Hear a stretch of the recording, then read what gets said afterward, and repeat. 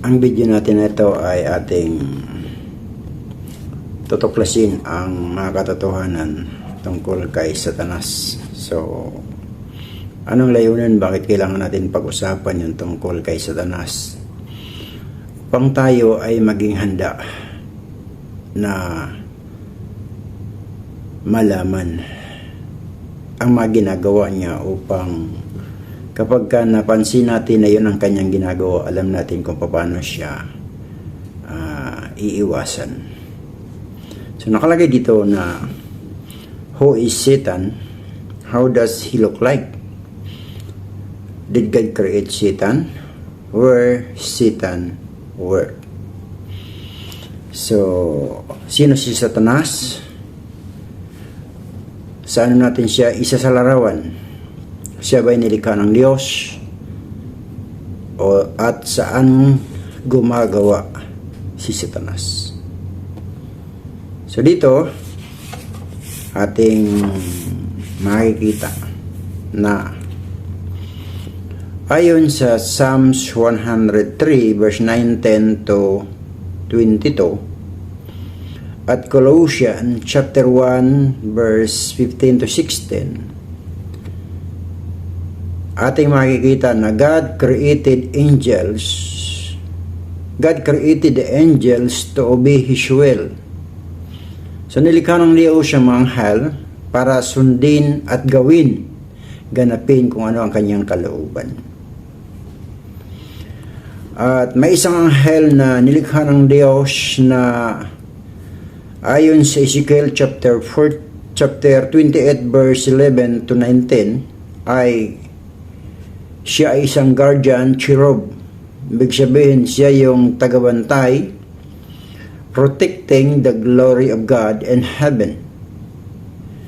So, ayon sa pagkasalaysay tungkol sa angel na ito, he is perfect in beauty, full of wisdom, model of perfection. So, ito yung katayuan ni Lucifer bago siya naging Satanas. Yung word na Satan ay hindi niya pangalan as he is, because sa pangalan niya sa una bago siya naging Satan is Lucifer, son of the morning. Ang word na Satan ay tawag sa kanya as the result of his action. So dito makikita natin na perfect in beauty, full of wisdom, model of perfection. Yun ang nakita ni Ezekiel kung ano si Lucifer. Sa sulat ni Ezekiel, ni Prophet Ezekiel, sa Ezekiel 28 verse 11 to 19. At sa verse 15, nakita dito ang sabi, till iniquity was found in thee or in him. So nakita yung kalikuan, yung kanyang kaganapan, full of beauty, full of wisdom, model of perfection, hanggang sa nakita ng Diyos na mayroong kalikuan sa kanyang puso. So ang kalikuan na ito ay nakita ni Isaiah chapter 14 verse 12 to 15. Dito isinilang yung 5 I will of Satan. At isa sa mga nais niya is, I will become like God.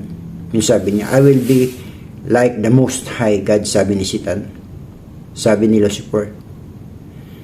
So dito, nakita na dahil dito sa ginawa niya, yung kanyang 5 I will, ang Santiago, sabi sa Santiago na kapag ang kasalanan ay ipinaglihi, ito yung mga anak ng kasalanan, at ang kasalanan kapag nag-matured, magdudulot ng kamatayan. So ang nangyari, pinalaya siya sa langit. Sa Genesis 3, makikita natin nang lumikha ang Diyos ng tao.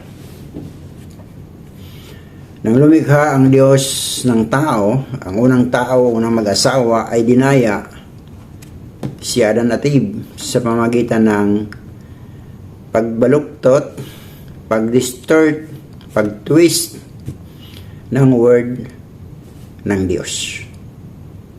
So ingat po tayo Baka baluktot yung pangangatuwiran pero ginagamit ang salita ng Diyos. Kay Satanas po yun. So ingat po kayo dyan. Ingat po tayo sa mga ganong pangangaral na ang salita ng Diyos ay binabaluktot, tinitwist. At dahil dito, nadala si Adan si Eva sa kasalanan. At nagbunga ito ng kamatayan. Yung word na death is a separation. Dalawang uri ng kamatayan mayroon ng tao. Spiritual separation, yung tao na hiwalay sa Diyos, nabubuhay ang tao na walang parte ang Diyos sa buhay niya. At yung isang kamatayan naman ay yung natural or physical death. Yan yung taong namatay na wala sa kanyang buhay. Yun yung tao na dadalhin sa sementeryo. Kaya naman ay kinikremit. So dito natin makikita na ayon sa Romans chapter 6 verse 23, for the wages of sin is death. So yan ang kabayaran ng kasalanan ay kamatayan. So dahil ang gusto ng diablo ay, ang gusto ni Satanas, ang gusto ng dragon siya ay sambahin. Dito sa ikalawang Tesalonica, kung ating titingnan verse 4, pumasok siya sa templo ng Diyos. At gusto niya na siya isambahin bilang Diyos. Dito natin makikita ang kasinungalingan, ang half-truth, ang pag-twist sa Word of God ay nahahayag ng mga simbahan, sa mga simbahan, na may mga simbahan na binabaluktot ang salita ng Diyos upang iangkop sa kanilang paniniwala. Kaya ingat po tayo dahil si Satanas po hindi siya gumagawa sa mga taong wala sa Diyos. Kaya kung titingnan natin from Genesis, sila'y tao ng Diyos, nilikha ng Diyos, pinuntahan ni Satanas at nagtagumpay si Satanas para ilayo ang tao sa presensya ng Diyos.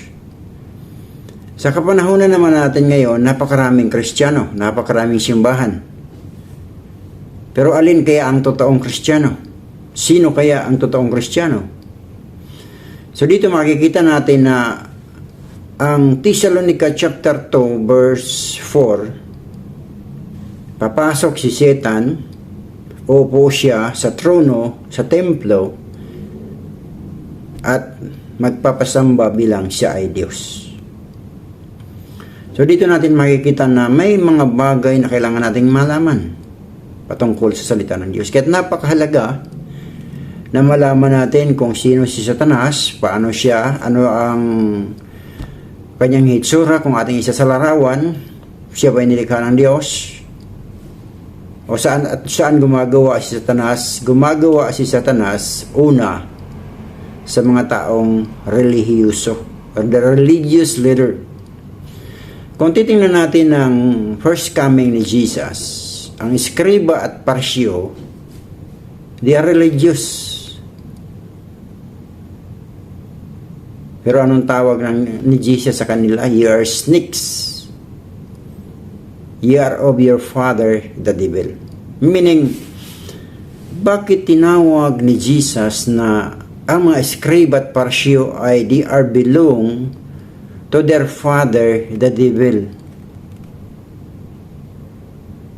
At sinabi niya, you are the generation of vipers. You are the generation of snake. Mabigat na pananalita ng ating Panginoon sapagkat talastas niya na yung religious leader ay ginagamit ng diablo para isulong ang agenda ng diablo na sambahin ang diablo sa loob ng simbahan. Sa pamamagitan ng pagtuturo ng kasinungalingan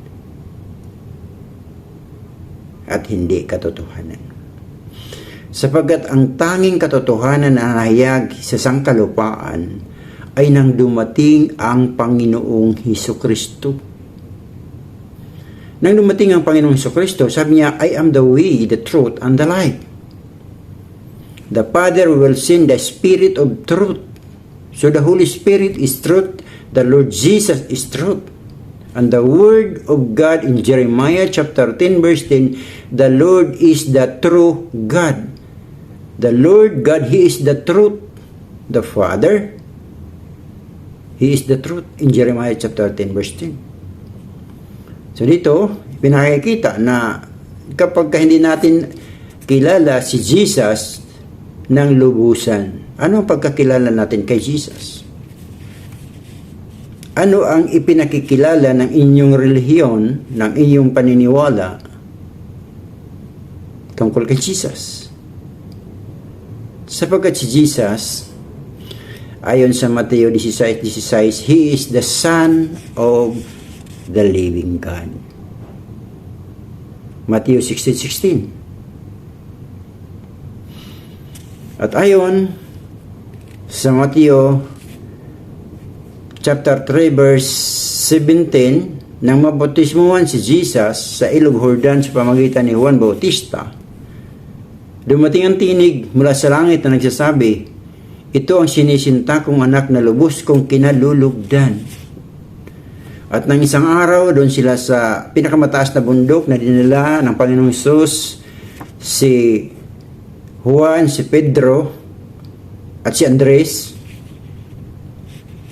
At nanalangin ang Panginoong Hesus at nagbago ang kanyang anyo na tulad sa araw.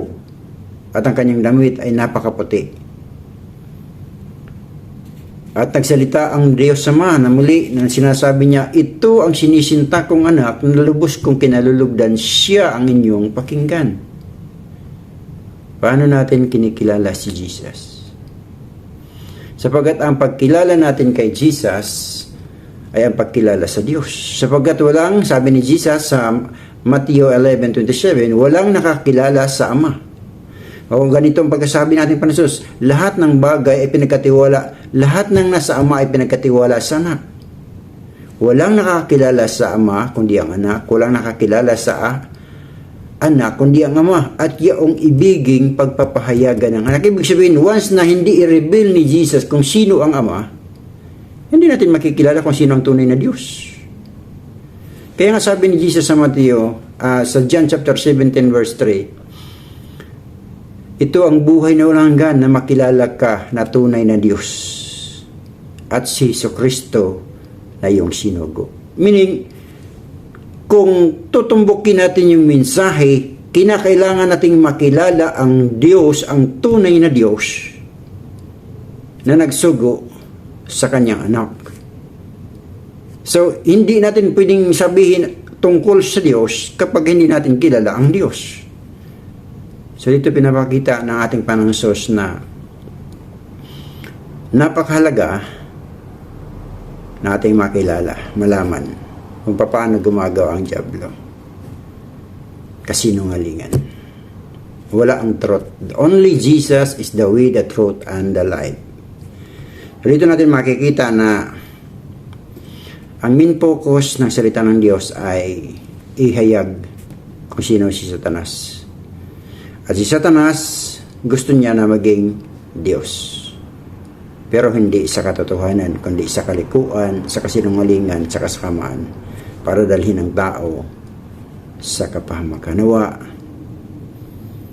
makita natin na kapag binabaluktot ang salita ng Diyos, ibig sabihin, gagamit ng salita ng Diyos, pero iba ang ipapaliwanag at iba ang ipapahayag hindi ayon tugma sa kalooban ng Diyos, yun ay sa dyablo.